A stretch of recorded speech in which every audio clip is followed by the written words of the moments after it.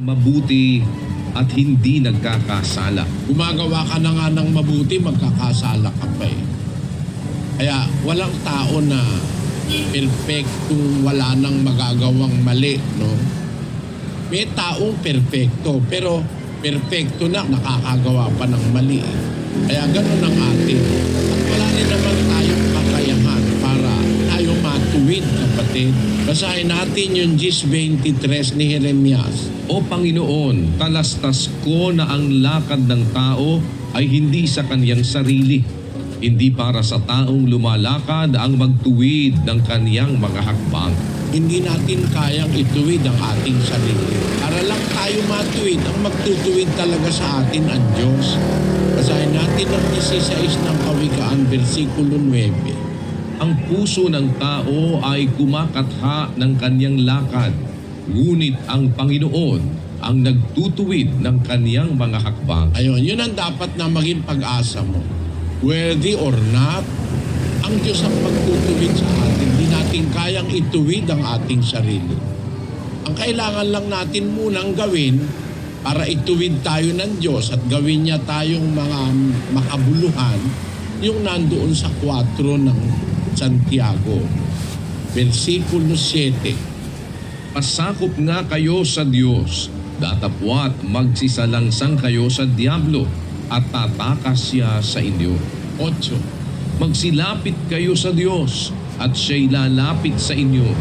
Mga glinis kayo ng inyong mga kamay, kayong mga makasalanan, at dalisayin ninyo ang inyong mga puso, kayong mga may dalawang akala. Jeez, Mangagpakababa kayo sa paningin ng Panginoon, at kanyang itataas kayo. ayan, yan ang mga suggestion ng salita ng Diyos para tayo ituwid ng Diyos. So we need God.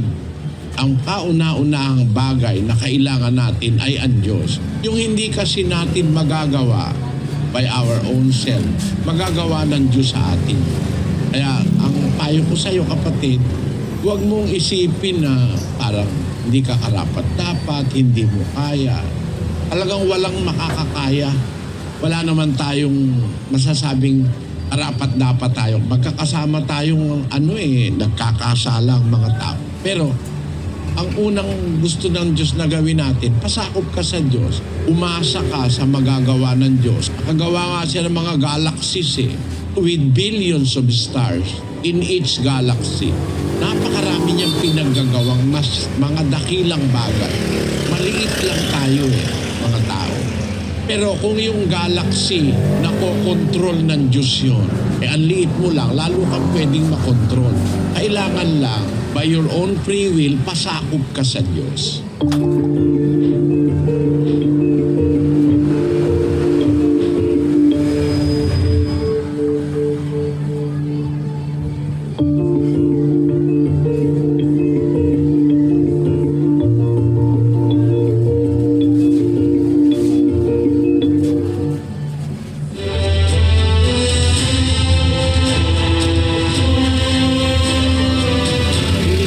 Magtuturo nang hindi mo babasahin sa Biblia, dadaldal ka lang ng dadaldal.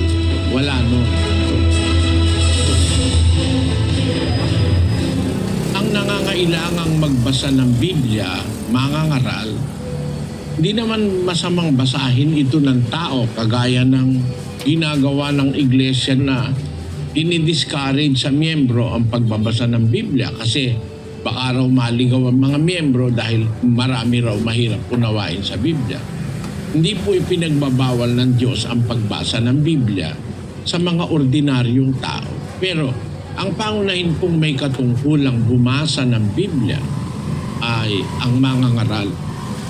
Isang talata ng Ecclesiastes, Kapitulo 12, versikulo 10. Umanap ang mangangaral ng mga nakalulugod na salita at ng nasusulat na batuin na mga salita ng katotohanan.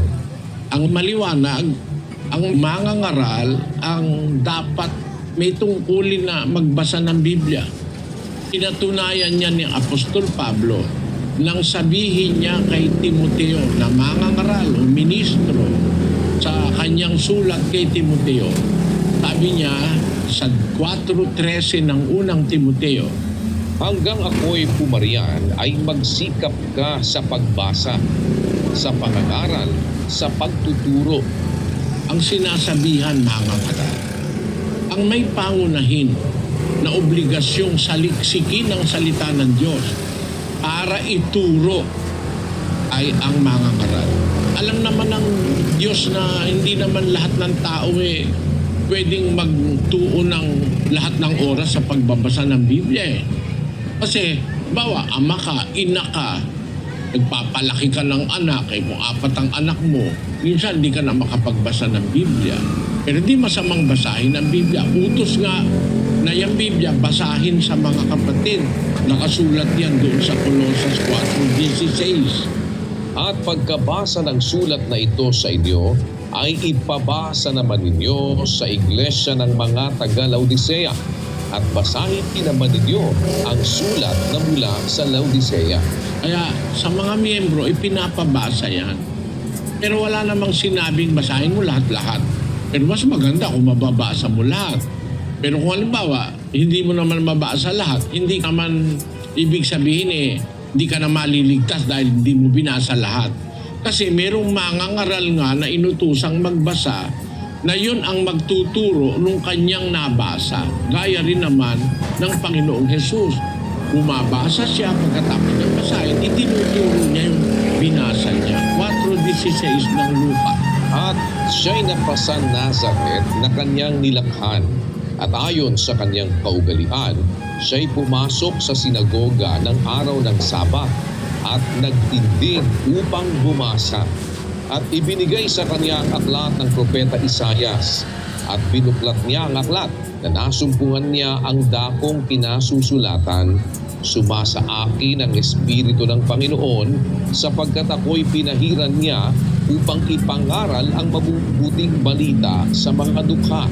Ako'y sinugo niya upang itanyag sa mga bihag ang pagkaligtas at sa mga bulag ang pagkakita, upang bigyan ng kalayaan ang nangaapi, upang itanyag ang kaaya-ayang taon ng Panginoon. At binalumbon niya ang aklat at isinauli sa naglilingkod at naupo. At ang mga mata ng lahat ng nangasa sinagoga ay nangakatitig sa kanya. At siya'y nagpasimulang magsabi sa kanila, ngayoy naganap ang kasulatang ito sa inyong mga pakinig. Bumasa siya tapos sinundan niya ngayon ang paliwanag. Pagkatapos magbasa ni Kristo bilang mangangaral, alam niya kung saan siya babasa. Hindi yung kagaya ng iba. Bubuksan yung Biblia, pipikit ang mata, ituturo yung daliri at kung ano yung maituro yung daliri niya, yun ang babasahin niya. Hindi ganun.